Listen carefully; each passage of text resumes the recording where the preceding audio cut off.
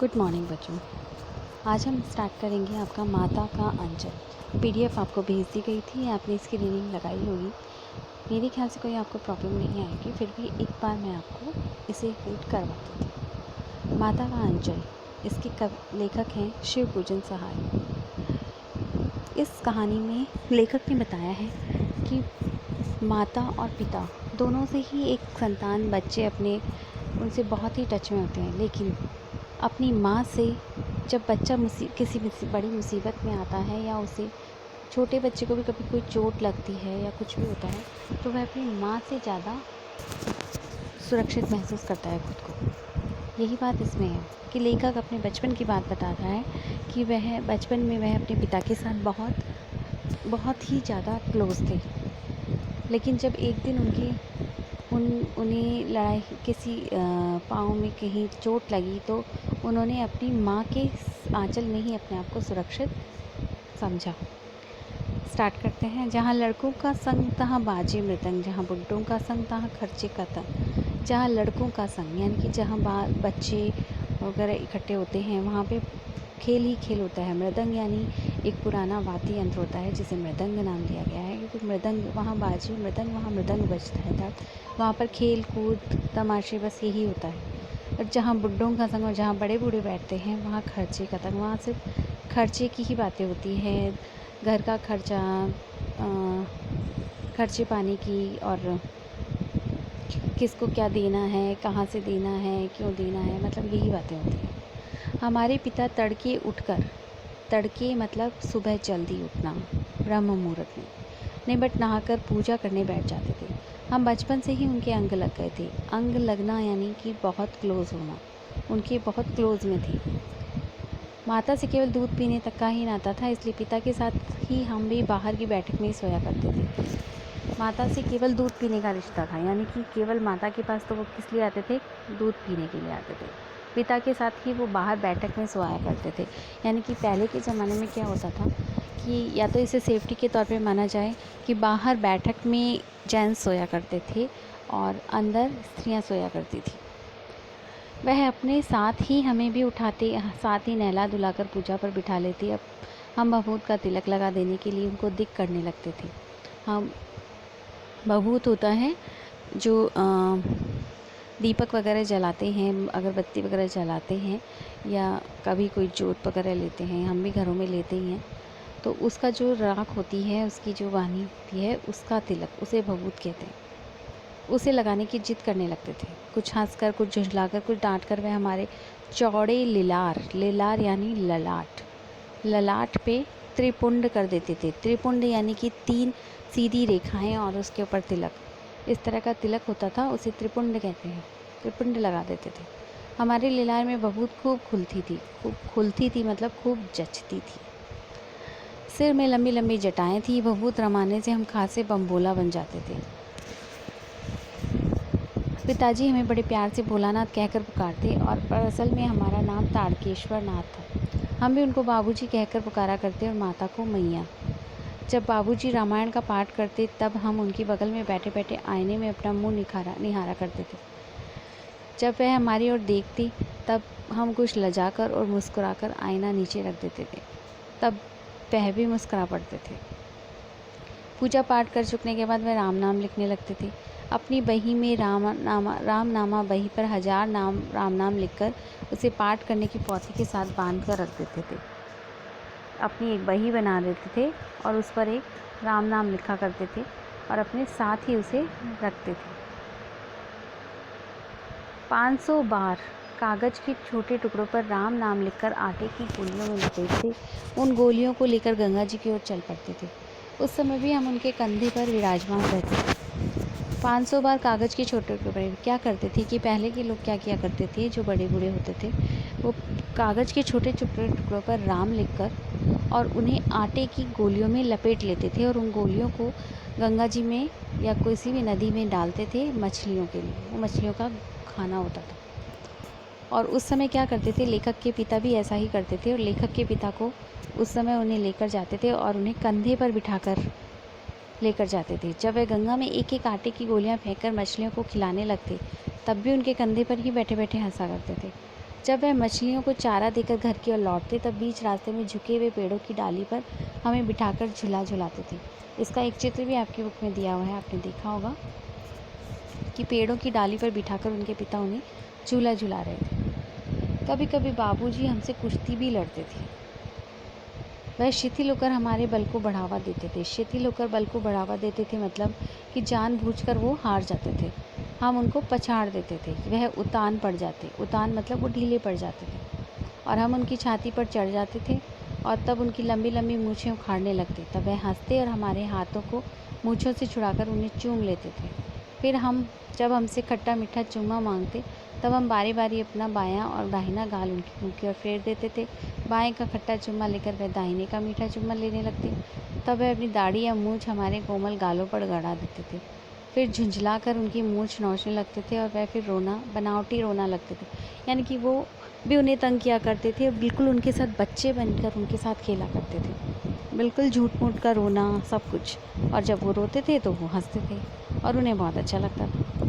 उनके साथ हंसते हंसते जब हम घर तक आते उनके साथ ही हम चौके पर खाने बैठते थे। वह हमें ही अपने ही हाथ से फूल के कटोरे में गोरस और भात सान कर खिलाते थे। घोरच और भात सान कर खिलाते थे का मतलब है भात और चावल और दाल या जो भी दाल भात जो भी उनको बनता था उसे सान कर यानी मिलाकर, उनको मिलाकर और फिर वो खाते थे, उन्हें खिलाते थे। जब हम खाकर अफर जाते, यानी कि खाकर अफरना यानी जब उनका पेट भर जाता था तब मैया थोड़ा और खिलाने के लिए हट करती थी। फिर उनकी मैया उन्हें वो और भी ज़्यादा खिलाती थी कि अभी थोड़ी ना पेट भरा है, अभी और खाना है। तब बाबूजी से वो कहती थी आप तो 4-4 दाने की 2 कोर मुँह के बच्चे के मुंह में डाल देते हैं और वह थोड़ा सा खाने पर ही समझ लेता कि हम बहुत खा गए। आप खिलाने का ढंग नहीं जानते, बच्चे को भर मुँह कौर खिलाना चाहिए। फिर वो एक लाइन बोला करती थी, जब खाएगा बड़े बड़े कौर तब पाएगा दुनिया में ठौर, यानी कि बड़े बड़े कौर खाएगा तभी तो दुनिया में अपना जगह बना पाएगा। ठौर यानी जगह, अपनी जगह बना पाएगा। देखिए मैं खिलाती हूँ। मर्दुई यानी मर्द, आदमी, जेंट्स मर्द। आदमी क्या जानते हैं कि बच्चों को कैसे खिलाना चाहिए, वो तो महतारी यानी माँ के हाथ से ही खाने से बच्चों का पेट भरता है। फिर कहकर थाली में फिर से दही भात वापस से मिलाती, शांति यानी मिलाती और अलग अलग, ये तोता, ये मैना, ये कबूतर, ये हंस, ये मोर, ऐसे बनावटी से नाम लेकर वो कौर बनाती जाती और खिलाती जाती और कहती जल्दी से खा ले नहीं तो उड़ जाएंगे। और बच्चे भी जल्दी से क्यों हम उन्हें इतनी जल्दी उड़ा जाते थे कि उड़ने का मौका ही नहीं मिलता था, यानी जल्दी से खा जाते थे कि वो कैसे उड़ेगा। इस तरह से वो उन्हें और ज़्यादा खिलाती। जब हम सब बनावटी चिड़ियों को चट कर जाते तब बाबूजी कहने लगते, अच्छा अब तुम राजा हो, जाओ खेलने जाओ। बस हम उठकर खेलने कूदने लगते। फिर रस्सी में बंधा हुआ हाथ काठ का घोड़ा, लकड़ी का घोड़ा लेकर नंग धड़ंग गली में निकल जाते। जब कभी मैया हमें अचानक पकड़ पाती तब हमारे लाग झटपटाने पर भी एक चुल्लू कड़वा तेल यानी सरसों का तेल हमारे सिर पर डाल ही देती थी। जब हम रोने लगते तो बाबूजी उस पर बिगड़ खड़े होते, पर वह हमारे सिर में तेल पोत कर, तेल अच्छे से चपड़ कर यानी बहुत सारा तेल लगाकर हमें उपट कर ही छोड़ती थी, यानी लगाकर ही छोड़ती थी। फिर हमारी नाभि पर, ललाट पर काजल की बिंदी लगाकर चोटी गूंथती और फिर उसमें फूलदार लट्टू बांधकर रंगीन कुर्ता टोपी पहना देती थी। हम खासे कन्हैया बनकर बाबूजी की गोद में सिसकते सिसकते बाहर आते थे। यानी कि इतना सब कुछ तैयार करने के बाद वो अपनी मैया के पास से रोते रोते आ जाते थे और अपने बाबूजी की गोद में आ जाते थे। बाहर आते ही हमारी बाट जोड़ने वाला बालकों का एक झुंड मिल जाता था।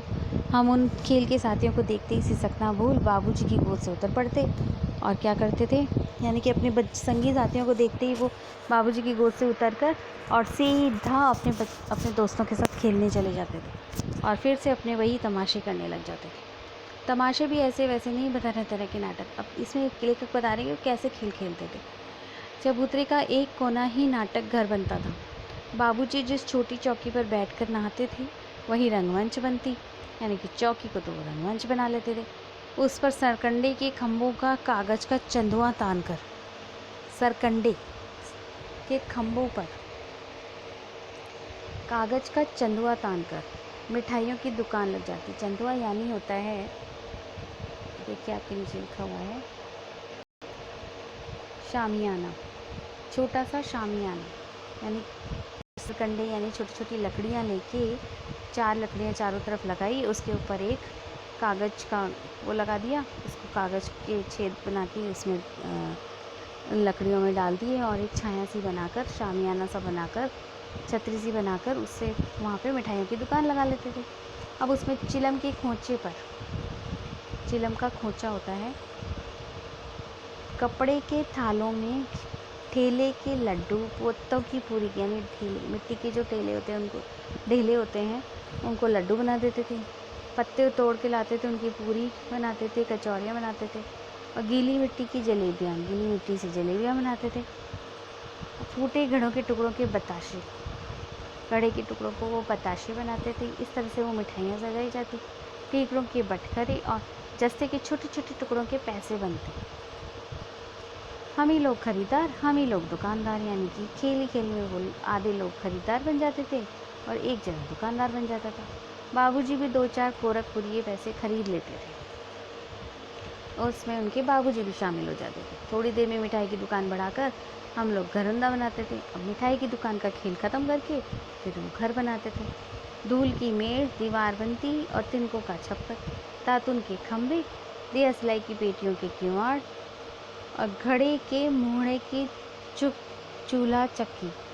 ये घड़े का जो वो मुंह नहीं होता है, ऊपर का मुंह टूटे हुए घड़े का, ऊपर का गोल गोल, उसे चूल्हा चक्की बना लेते थे। दिए की कढ़ाई, दिए को कढ़ाई बना लेते थे। और बाबूजी की पूजा वाली आचमनी कलछी बनती थी।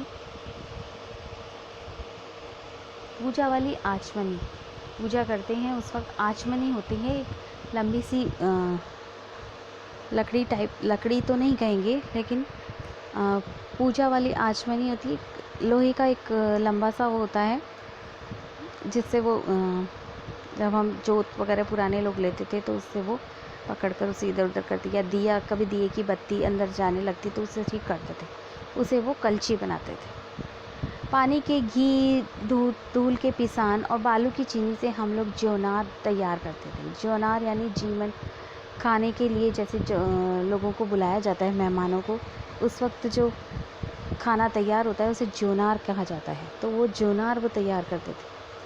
हम ही लोग ज्योनार करते और हम ही लोगों की ज्योनार बैठती। जब पंगत बैठ जाती तो बाबूजी भी धीरे से आकर पाँत के अंत में जीवने बैठ जाते थे। जीवने यानी कि खाने के लिए बैठ जाते थे। उनको बैठे देखते ही हम लोग हंस कर घरौंदा बिगाड़ कर भाग जाते थे। अब जैसे ही उनके बाबूजी आते थे वो क्या करते थे, भाग जाते थे हंस के। वह भी हंसते हंसते लोटपोट होते। अब ऑब्वियस ये तो एक जाहिर सी बात है कि जब बच्चे इस तरह के खेल कहते हैं बड़ों को हंसी आ ही जाती है। लोटपोट हो जाना यानी कि हंसते हंसते बहुत ज़्यादा हंस जाना, हंसना एक मुहावरा है। और कहने लगते कि फिर कब भोज होगा भोलानाथ, यानी कि अब ये भोज तो हो गया, अब अगला भोज कब होगा। कभी कभी हम लोग बारात का जुलूस भी निकालते थे। अभी एक नया खेल है, कनस्तर का तंबूरा बजता, अमोले को घिसकर शहनाई बनाई जाती, सॉरी ये निकल गया है बेटा थोड़ा सा, अमोले को घिसकर शहनाई बनाई जाती, यानी कि टूटी, अमोला यानी होता है कि आम का जो छोटा पौधा निकल कर बाहर निकलता है उसे अमोला कहते हैं। उसी को तोड़कर वो क्या करते थे, उसकी शहनाई बना लेते थे। टूटी जो हिदाने की पालकी बनती, हम समधी बनकर बकरी पर चढ़ लेते। चबूतरे के एक कोने से चलकर बारात दूसरे कोने में जाकर दरवाजे पर लगती। वहाँ काट की पट्टियों से घिरे ऊपर के लीपे आम और केले की टहनियों से सजाए हुए छोटे आंगन में खुली का कलसा रखा रहता था। वहीं पहुंचकर बारात फिर लौट आती थी। लौटने के समय खटोली पर लाल ओहार डालकर उसमें दुल्हन को चढ़ा लिया जाता था। खटोली पर लाल ओहार यानी एक खाट पर लाल कपड़ा डालकर, एक मिनट शायद कुछ प्रॉब्लम आ गई है इसमें,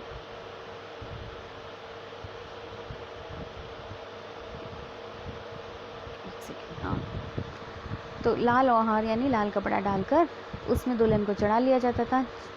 लौट आने पर बाबूजी जो ही ओहार उगाड़ कर यानी उस कपड़े को हटाकर जैसे ही दुल्हन का मुंह निखरने लगते तो हम लोग हंसकर भाग जाते।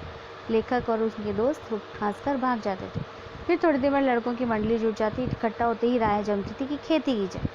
अब बस चबूतरे के झोंकोर पर घिरनी गड़ जाती, उसके नीचे की गली कुआं बन जाती। मूंज की बटी हुई रस्सी में एक चुक्कड़ बांधकर गराड़ी पर चढ़ाकर, गराड़ी क्या होती है? गराड़ी होती है जो घिरनी लगी होती है, उसके चारों तरफ जो कुएं से पानी खींचने के लिए निकाला जाता है, उसे गराड़ी कहा जाता है। उसी पर एक रस्सी बांधकर उस पर एक लटका दिया जाता, और जो दो लड़के बैल बनकर मोट खींचने लग जाते। चबूतरा खेत बनता, कंकड़ बीज और ढींगा, हल जुआठा बड़ी मेहनत से खेल जोते हुए और पटाए जाते। फसल तैयार होते देर न लगती, हम हाथों हाथ फसल काट लेते थे। काटते समय गाते थे, ऊंच नीचे में बई क्यारी, जो उपजी सो बही हमारी। यानी कि ऊंचे नीचे हमने बहुत जगह से क्यारियाँ बो दी हैं, अब जो भी इसमें से निकलेगी वो हमारी हो जाएगी। यानी कि जिसमें से पौधे उगेंगे वो हमारी हो जाएगी। फसल को एक जगह रखकर उसे पैर से रौंद डालते थे। कसौरे का सूप बनाकर ओसाते। कसौरे होते हैं मिट्टी का कटोरा या कुछ, उसे कहते हैं कसौरा।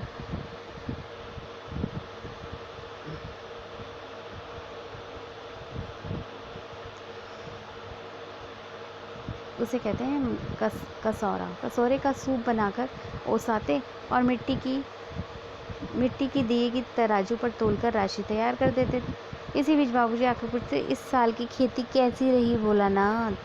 बस फिर क्या था, फिर वही, हंसते हुए भाग जाते। ऐसी मौज की खेती थी। ऐसे ऐसे नाटक हम लोग बराबर खेला करते थे। बटोही भी कुछ देर ठिठक कर हम लोगों के तमाशे देख लेते थे। जब हम कभी लोग ददरी के मेले में जाने वाले आदमियों का झुंड देख पाते, तब कूद कूद कर चिल्लाने लगते थे, चलो भैया ददरी, सब तो किसान की मोटरी। यानी कि ददरी का मेला लगता था उनकी लेखक के उस साइड उधर। वो वहाँ पे कई बार मेले में जाने के लिए आदमियों का झुंड देखते थे, तो उनको देखकर वो बस यूं ही गाया करते थे, चलो भैया ददरी, सतु किसान की मोटरी। अगर किसी दूल्हे के आगे आगे जाती हुई औहारदार पालकी को देख पाते तो खूब जोर से चिल्लाने लगते थे। ये एक शौक था बच्चों का, और आज भी है बच्चों का, ऐसे बात नहीं है। घर से बाहर से बारात निकलती हो तो वो देखने के लिए दौड़ पड़ते हैं। रहरी में रहरी पुरान रहरी, डोला की कनिया हमार महरी। यानी कि रहरी में रहरी पुरान रहरी, रहरियों में सबसे पुरानी रहरी हमारी है अरहर। इसी पर बुढ़े वर ने हम लोगों को बड़ी दूर तक ठेलों से मारा था। एक बूढ़ा वर्ग एक बार निकला था, तो क्या हुआ, डोला की कन्या हमार महरी, उन्होंने ये कह दिया कि जो डोली में जो बैठी है कन्या वो हमारी है, हमारी मेहरारू यानी हमारी पत्नी है। तो इस पर जो एक वर था, एक बार उनको एक बूढ़ा वर था, उसने क्या किया, उसे गुस्सा आया, उसने उसे मिट्टी के ढेलों से मारा। उस खूसट खसूट की सूरत आज तक हमें याद है। न जाने किस ससुर ने वैसा जमाई ढूंढ निकाला था। वैसा खोड़ मुँह आदमी हमने कभी नहीं देखा। आम की फसल में कभी कभी खूब आंधी आती है। आंधी के कुछ दूर निकल जाने पर हम लोग बाग की ओर बढ़ते, वहाँ चुन चुन कर गुले गुले गोपी आम चापते थे। जो आंधी से गिर जाते थे, कैरियाँ आम, कच्चे आम, वो चुन लेते थे वो। एक दिन की बात है, आंधी आई और पट पड़ गई। आकाश काले बादलों से ढक गया, मेघ गरजने लगे, बिजली कौंधने और ठंडी हवा सनसनाने लगी। चूमे पेड़ और ज़मीन चूमने लगे। हम लोग चिल्ला उठे, 1 पैसा की लाई बाज़ार में छितराई, बरखा उधरे बिलाई। यानी कि 1 पैसा की लाई बाज़ार में छितराई, उधर बरखा उधरे बिलाई। लेकिन बरखा न रुकी और भी मूसलाधार पानी होने लगा। हम लोग पेड़ों की जड़ों से धड़ से सट गए, जैसे कुत्ते के कान में अठई चिपक जाती है। अठई होता है जानवरों के कानों में, छोटे छोटे जानवर चिपक जाते हैं, वो बहुत मुश्किल से निकलते हैं, बिल्कुल अगर निकाला जाए तो वो मर ही जाते हैं, वो होते हैं अठई। तो जैसे कुत्ते के कान में अठई चिपक गई हो, ऐसे ही वो लोग पेड़ों की जड़ों से धड़ से सट गए, बिल्कुल चिपक गए पेड़ों से बारिश से बचने के लिए। मगर बरखा जमी नहीं, थम गई। बरखा बंद होते ही बाग में बहुत से बिच्छू नजर आए। हम लोग डर कर भाग चले। हम लोगों में बैजू बड़ा ढीठ था। संयोग की बात, बीच में मूसन तिवारी मिल गए। बेचारे बूढ़े आदमी को सूझता कम था। बैजू उनको चिढ़ाकर बोला, बुढ़वा बेईमान, मांगे करेला का चोखा। अब बूढ़े आदमी को चिढ़ा दिया। उनके दोस्तों में से एक था बैजू, उसे चिढ़ा दिया कि ये बूढ़वा तो बेईमान है, ये करेले का चोखा मांगता है। हम लोगों ने बैजू के सुर में मिलाकर चिल्लाना शुरू कर दिया। अभी एक ने शुरू किया तो सब चालू हो गए। मोहसिन दीवानी बेतहाशा खदेड़ा। हम लोग तो बस अपने अपने घर की ओर आंधी हो चले यानी कि दौड़ पड़े। जैसे आंधी चलती है वैसे ही उतनी तेज़ी से वो दौड़ पड़े। माई पकाई गरर गरर पुआ, हम खाए पुआ न खेलब जुआ। हमारी मैया तो पुए पकाएगी और हम खाएंगे और हम जुआ नहीं खेलेंगे। फिर क्या था, हमारा रोना धोना भूल गया। हम हट करके बाबूजी की गोद से उतर पड़े।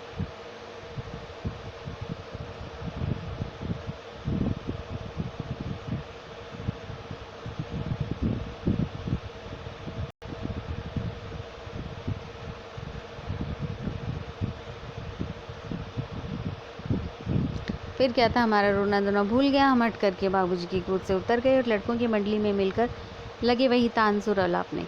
तब तक सब लड़के सामने वाले मकई के खेत में दौड़ पड़े। उसमें चिड़ियों का झुंड चल रहा था। वे दौड़ दौड़ कर उन्हें पकड़ने लगे, पर एक भी हाथ ना आए।